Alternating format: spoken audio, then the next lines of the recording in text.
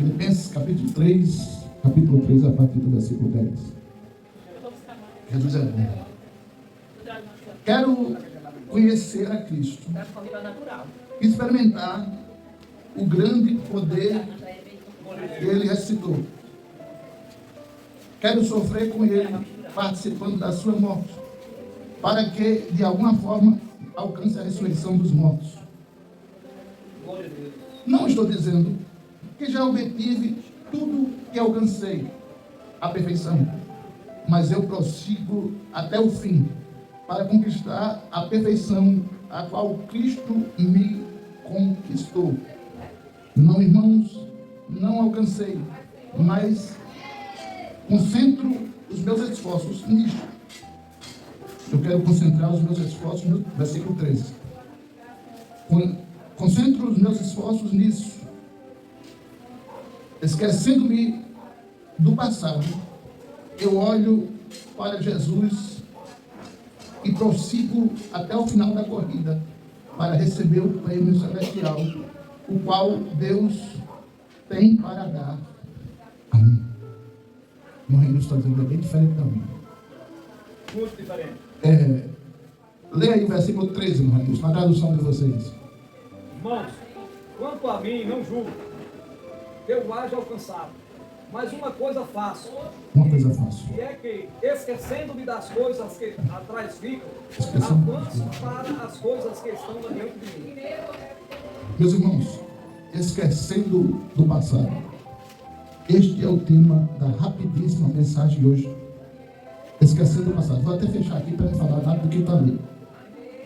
Paulo, escrevendo esta carta, eu comecei a pensar, como é que Paulo fala em esquecer o passado? Porque se você olhar o passado do apóstolo Paulo, a partir do primeiro século, ele se converte. No capítulo 9 de Atos. E o Paulo tem dois passados. Ele tem um passado como defensor do judaísmo e tem um passado como defensor do cristianismo. Paulo tem dois passados. E os dois são passados de fazer você parar para pensar. Porque no primeiro passado de Paulo, defensor do judaísmo, Paulo se diz benjamita, filho de hebreu, judeu, filho de judeu, cumpridor das escrituras. Quer dizer, um camarada de alto padrão para o nível do conhecimento das leis judaicas. Circuncidado ao 8º dia, sai detalhando em uma de suas cartas, parece que é a 4ª, o Paulo que ele era. Paulo perseguidor. O Paulo que achava que estava fazendo o correto. O Paulo que antes era Saulo. E agora ele começa a dizer que ele quer esquecer o seu passado. Mas como esquecer o passado de um Paulo que foi um perseguidor e depois se tornou um perseguido? Como esquecer o passado de um Paulo que matou, amedrontou, ameaçou e prendeu cristãos, homens e mulheres, só por serem pregadores do Evangelho? Como esquecer o passado de um Paulo que, antes de conhecer a Cristo, ele foi e era conhecido até a época como o maior perseguidor da igreja de Cristo até o momento? Como esquecer o passado de um Paulo que, a partir do momento que ele se converte, ele dá um relatório da vida dele, que ele levou 139 açoites. Ele dá um relatório da vida dele, que uma vez tentaram matar ele de pedrada. Ele dá um relatório da vida dele, que ele tinha sido preso uma certa quantidade de vezes, tinha sido perseguido, tinha sido maltratado, limuriado, tinha sido priminado por amor ao Evangelho. E agora ele diz: olha, eu não quero lembrar mais do passado. Em outras palavras, ele está dizendo: eu vou deletar, esquecendo-me das coisas que ficam para trás. Eu não quero lembrar do que já passou. O que era que ele estava dizendo, em outras palavras, irmão Quitério, irmão Renilson, seus irmãos que estão aqui? Ele estava dizendo, e dá para se entender no texto, é só você ir pesquisar o texto no grego, que ele estava percebendo que algumas coisas estavam atrapalhando aos irmãos de Filipenses a alcançar o objetivo. E ele detecta que é alguma coisa do passado. E poderia chamar isso, que a igreja aos Filipenses não estava de olho no foco, por isso que Paulo aconselha como ficar de olho no foco, esquecendo o passado. A igreja aos Filipenses, vamos dar um tema aqui, que ela estava passando por um processo de apego ao passado. Eu não sei dizer se no aspecto positivo ou negativo da coisa, mas a igreja aos Filipenses estava passando por uma situação que deixava eles presos ao passado, automaticamente, sem possibilidade de alcançar o que tinha lá na frente, sem possibilidade de alcançar o futuro, sem possibilidade de alcançar o que Deus tinha para eles. Então Paulo diz: ei, eu vou dar um exemplo para vocês. Eu não digo que eu já estou um varão perfeito, eu não digo que já estou espiritualmente de alto nível, eu não digo que já estou 100% ok para alcançar o objetivo espiritual, mas eu vou ficar assim, fazendo o que, Paulo? Esquecendo-me das coisas que para trás ficam. O problema é, eu estava pensando nesse texto, e eu estava dizendo para mim mesmo, Jesus sabia que às vezes a gente fica preso a problemas que a gente não pode resolver. Sabia que às vezes nós ficamos presos a situações que naquele momento que a gente quer resolver, não é a hora de se resolver. Se você olhar a carta aos Hebreus, no capítulo 12, e o versículo, se eu não me engano, 12 e 13, Paulo diz uma característica muito parecida com o que disse a carta aos Filipenses. Mas pastor, aí foi Paulo que escreveu Hebreus? Eu acho que foi, não tenho certeza, mas acredito que foi, a Bíblia não diz. Mas perceba, depois vocês olham aí, se é isso mesmo. Hebreus capítulo 12, versículo 12 e 13. Então percebam bem, nós ficamos presos ao passado.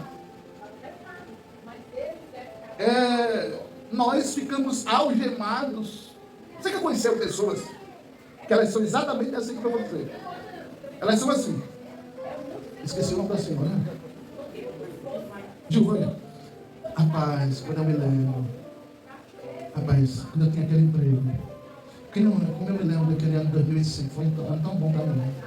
Eu ganhava X. Poxa, em 2005 a minha vida. Em 2005 eu era. Em 2005 eu fui. Em 2005 eu consegui. Em 2005. Você já conheceu gente assim? Ele não consegue viver o 2025. Mas na mente dele estacionou em 2005. Então isso atrapalha a gente, tanto no mundo físico quanto no mundo espiritual. Atrapalha a gente dar passos maiores dentro do objetivo que Deus tem para nós. Porque se eu fico preso ao passado, meu Deus, quando eu tinha uma perna, meu Deus, e quando a perna existia, meu Deus, e quando tinha a perna aqui, eu estava sentado aqui, eu estava andando, isso vai me maltratar, me diluir e me fragilizar.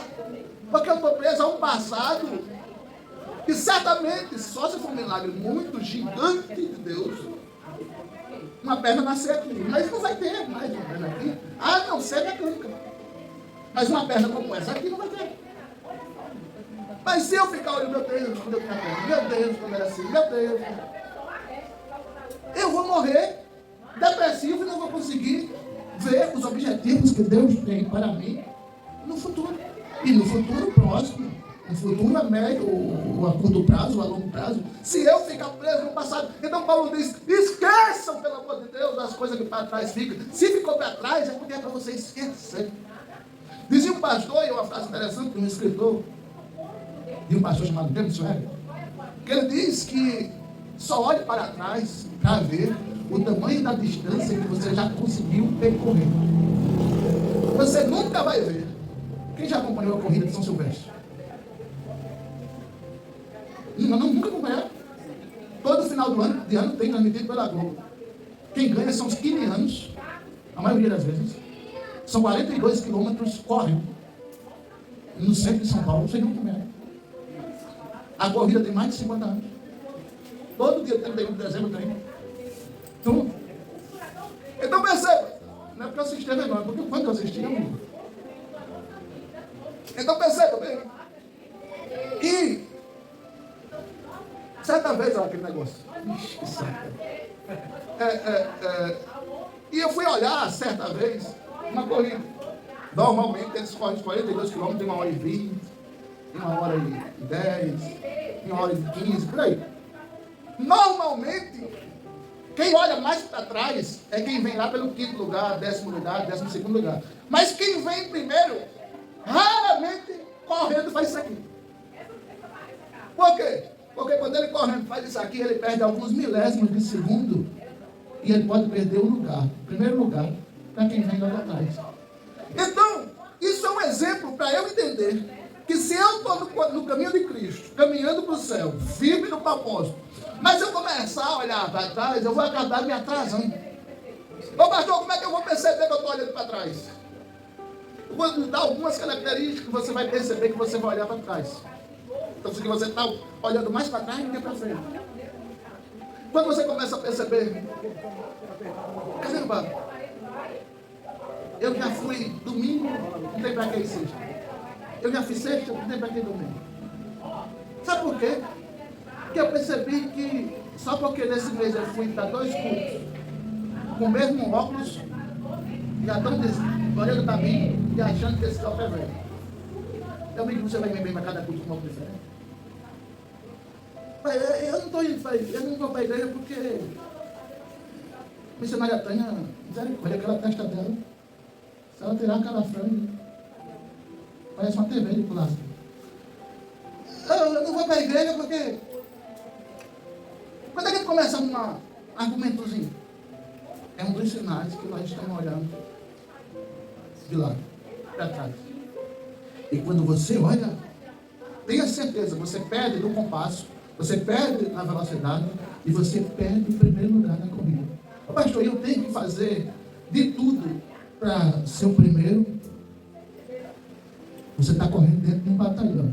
E dentro do seu batalhão, quem alcança a vitória não pode parar, não pode retroceder, não pode estar olhando para trás toda hora, todo instante, não pode estar se dando por vencido. Interessante, que é impressionante.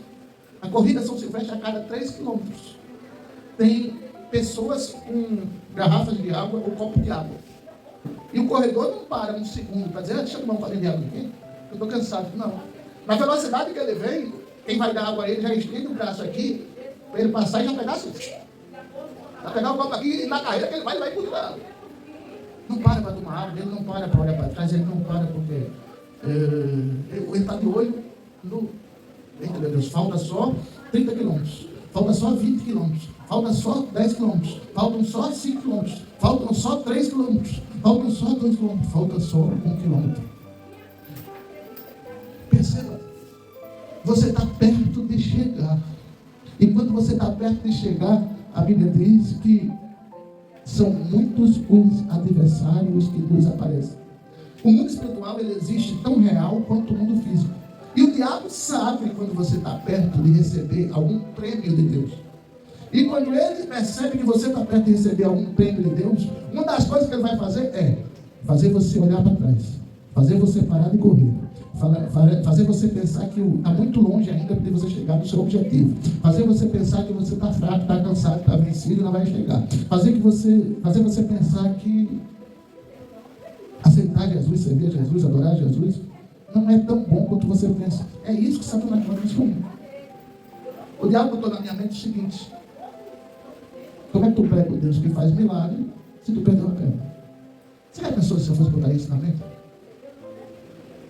É diabo, né? Que tem razão. Mas a resposta foi simples e clara para Satanás: se ele não faz em mim, ele faz através de mim. Então perceba bem, você tem que estar preparado, mas continuar correndo. É por isso que eu chamo que a igreja é a família, porque se eu estou nessa carreira e eu estou vendo a irmã aqui, esqueci de novo, Giovânia, cansada, eu pego na mão dela e diz: a gente vai chegar juntos, vamos correr. E quando eu estou correndo, quando alguém me puxando, fica mais fácil. Por isso que a igreja precisa estar unida como um só corpo, como Cristo é o cabeça. Porque nós, unidos, não tem como ser vencidos. Diz a Bíblia que é mais difícil colocar um cordão de 2 dobras do que de uma dobra só. O que é que diz, irmão Renilson, Hebreus capítulo 12, versículo 12 e 13? Hebreus 12, 12, 13. Portanto, tornai a levantar as mãos cansadas e os joelhos desconjuntados, e fazei veredas direitas para os vossos pés, para que, com que maneira se não desvie inteiramente, antes seja sarado. Versículo 1 de Filipenses capítulo 3. Levantando as mãos cansadas e os joelhos desconjuntados. Mesmo que você esteja cansado, não tire o olho do foco. Mesmo que você esteja cansado, continue correndo. Mesmo que você esteja cansado, não desista. Mesmo que você esteja cansado, não pare. Mesmo que você esteja cansado, não volte. Mesmo que você esteja cansado, não se embarace. Perceba. Mas pastor, mas Jesus se viu cansado no meio da carreira que ele estava se propondo a fazer. Você vai lembrar lá do Getsemane. Quando Jesus olha para a situação, sabe o que vai passar, ele diz: Pai, passa de mim esse cálice, passa de mim esse momento de sofrimento, tira de mim esse momento de angústia, faz com que eu não beba esse cálice amargo. Foi quando o diabo pensou que Jesus ia resistir, mas automaticamente Jesus diz: mas seja feito como tu queres, não como eu quero. Tenha certeza. Na tentação, quando Jesus foi tentado pelo diabo, foi levado ao deserto para ser tentado, você vai ver Jesus, o diabo tenta Jesus no seu ponto mais fraco. O Senhor tem poder? Faz essas pedras virar pão, o Senhor está com 40 dias sem comer. Jesus tinha ou não tinha poder? Tinha. Mas se ele fizesse essas pedras virar pão, ele estava fazendo a vontade de quem? Do diabo. E o diabo sabia do ponto fraco de Jesus, porque Jesus estava com fome, 40 dias sem comer. Mas olha essa pedra, irmão. Jesus estava fraco fisicamente, mas depois de 40 dias em oração, Jesus, o homem, estava muito forte espiritualmente. O diabo diz, o diabo conhece a Bíblia mais do que eu e tu. O diabo leva Jesus para um ponto mais alto e ele se joga daqui. Porque a Bíblia diz que os teus anjos vão te guardar e tu não vai tropeçar em pedras. Mas a Bíblia também diz, Satanás: ao teu Deus adorarás e só a ele servirás. Jesus estava com o gatilho certo para responder ao diabo nas armadilhas que o diabo colocou para Jesus. Você precisa estar preparado, como Jesus estava, para reagir às circunstâncias que nunca vão aparecer, para você parar, desistir, voltar ou ficar à beira do caminho. Tanto perde aquele que volta, tanto perde aquele que para à beira do caminho, tanto perde aquele que desiste, tanto perde, mas todos aqueles que prosseguem, independente do cansaço, independente das lutas, independente das guerras, independente das adversidades, todos aqueles que prosseguem olhando para o alvo, isso que aceitam as coisas para trás, chegam no objetivo, alcançam o foco.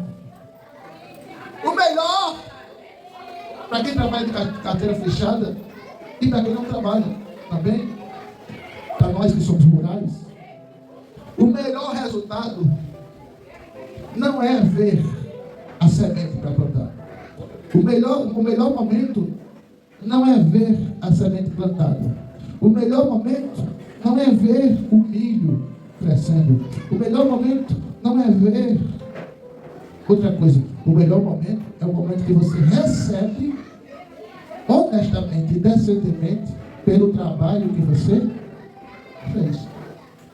Você planta aqui sem tarefa de meio. O melhor momento é quando o milho está plantado lá? Não.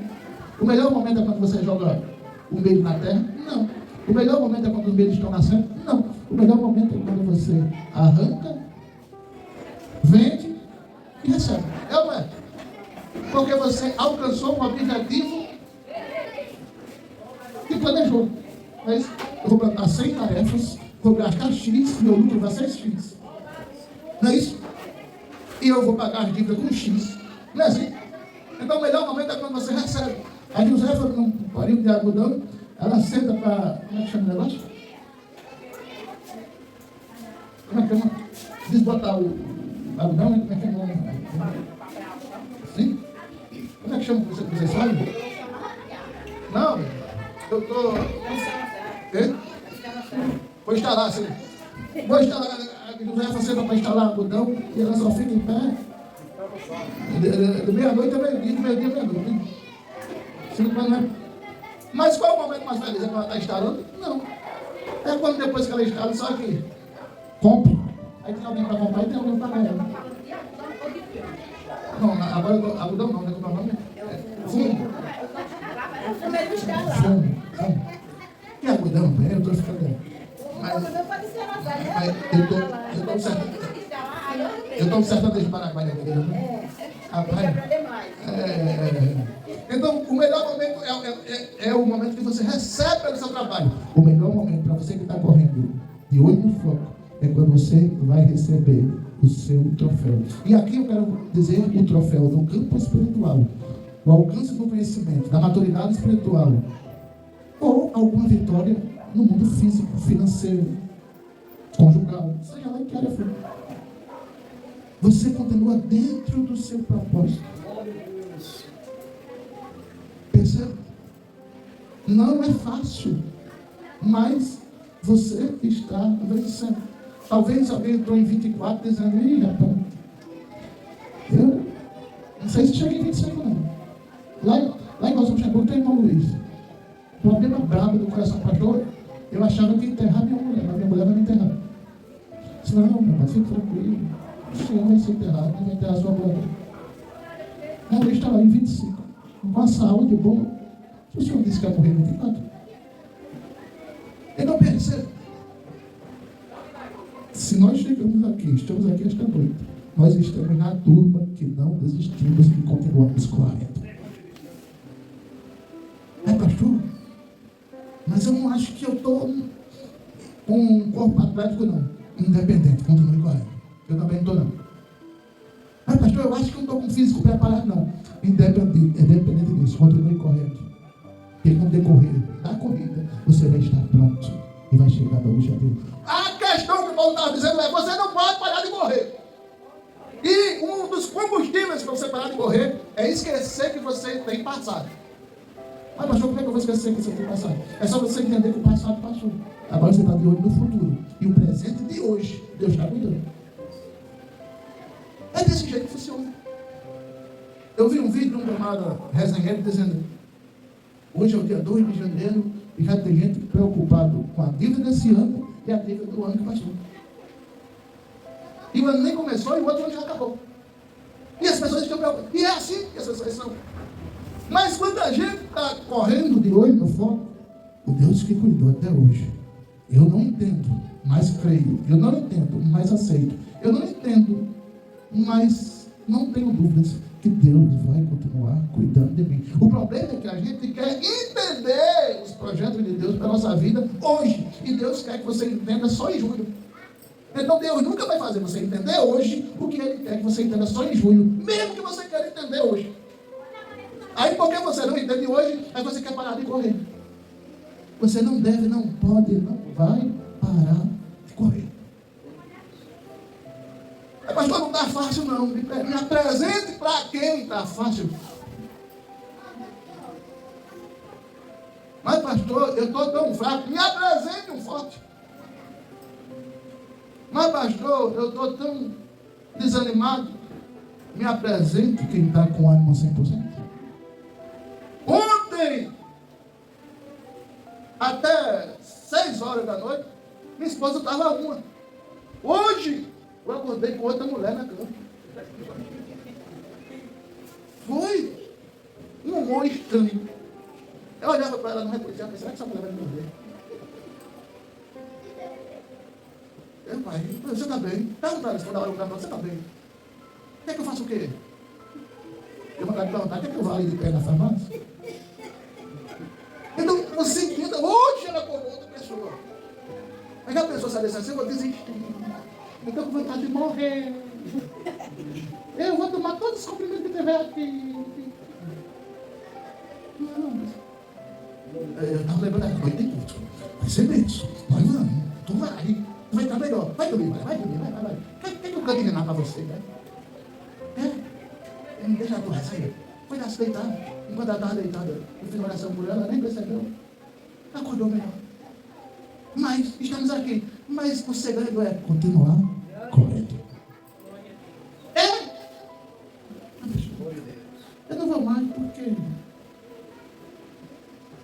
se atrapalhe com nada. Não se embarace com nada. 2025 vai ser um ano de lutas. Mas lembre-se, você não está sozinho. Você está com Deus. E eu sempre digo, quem está com Deus está com a maioria. O mundo todo pode estar contra você, mas se você está com Deus, você está com a maioria. Eu sei. E Deus já me mostrou uma estratégia de Satanás para querer me arrumar um problemaço na minha vida. E eu hoje orando desse Jesus, isso vai virar um dinamite, não vai? E ele disse, vai. Assim, vou correr daqui. Então, percebe? Jesus vai te livrar de todos os obstáculos, de todos os problemas. E aqueles que ele não te livrar, ele vai passar com você no problema. Mas o que ele pede esta noite é, continue correndo. Continue correndo. Continue correndo. Perceba. O troféu não é para quem fica no meio do caminho. O troféu é para quem continua correndo. Porque quem continua correndo vai chegar no objetivo. Perceba, vou dizer isso e vou encerrar agora. No dia que a gente dormiu na beira da pista, ela não percebeu, mas ela foi por 2 vezes para frente de um carro pequeno e para frente de um carro grande. E voltou. Eu estava na certeza que se eu morresse, eu ia para o céu. Né? Naquela pista ali do... Como é que é a usina, irmão? Não, usina. É usina, é... Ali próximo onde seu pai mora. Não, estou falando da usina.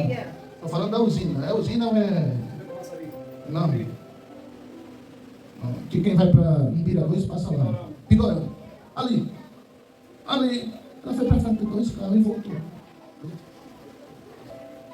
Você derrama já esse café quente na cabeça dela para ela acordar. Mas quando eu fui olhar, o café já tinha acabado.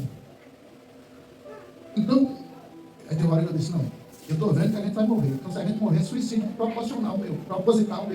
Vamos parar aqui na beira da pista e vamos dormir um pouquinho. Mas você está com sono? Não estou não, mas eu vou ficar olhando tudo. Eu não vou descer do carro e estar rodando. Não dá. Então, aí valeu. Puxou uns 10, 15, 20 minutos, não sei quanto tempo foi. Mas não foi mais de 20 minutos. E aí? Vamos continuar acelerando? Vamos continuar acelerando. E a gente chegou. Entendeu? Mas já pensou se eu dissesse a ela, vamos matar? Não chegava na casa da mãe. Aqui eu tenho um exemplo de parar. Porque no caso dela, ela precisou parar. Mas na caminhada para o céu, a gente não pode parar. Porque do jeito que ela estava, se a gente continuasse andando, vocês iam ouvir aqui, 7 casas. Comunicamos com pesar o falecimento. E do jeito que estava aí. Mas chegamos e aqui estamos porque o Senhor nos sustentou. Quando você estiver cansado, com sono, espiritualmente ou fisicamente, monte uma estratégia, mas não saia do caminho. Continue caminhando. O que a gente fez foi montar uma estratégia. Para um pouco, recobre as energias, mas vamos continuar avançando. Aí, a gente repara como a gente rodou. A gente saiu daqui 8h30 da manhã, foi para Coruripe, de Coruripe foi para Maceió, de Maceió foi para Rio Largo, de Rio Largo voltou para Maceió, de Maceió veio para Piranga. Foram 400 quilômetros rodando, sem parar. Aí, na volta desse Jesus, a gente fica em Rio Largo, ou a gente vai embora amanhã, dia 31, ou a gente vai embora. Aí eu olhei para ela, já estava mais acordada, disse, não, garanto que não vou dormir não. A gente veio ouvir o louvor de lá para cá. De vez em quando dá uns gritos dentro do carro. Disse, o que é isso, hein? Não, um despertador. Mas ela não dormiu. E a gente chegou aqui, 11 horas da noite. Quem saiu 9 da manhã. 8h30. E eu sentado no mesmo lugar, desde as 9 da manhã. O quadril fazia tic, tic, tic. O joelho fazia tic, tic, tic. Mas eu quero dizer para você que O propósito que a gente programou para aquele dia 30, a gente fez. Não parou nem lá, nem cá, nem... A gente fez o que tinha que fazer.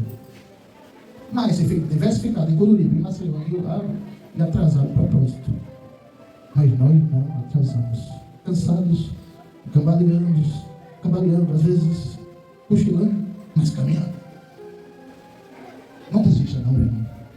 2025 é um ano que você vai provar para o diabo que você é um corredor nato. Você não vai provar para Deus não, porque Deus já sabe o futuro, sabe o presente, imagina o passado. Mas você vai provar para o diabo que você é um corredor nato, você não vai parar nem para um trem carregado de dinamite com dor de fumando em cima. Continue caminhando. Amém. Morre Deus, vem olhar, por favor.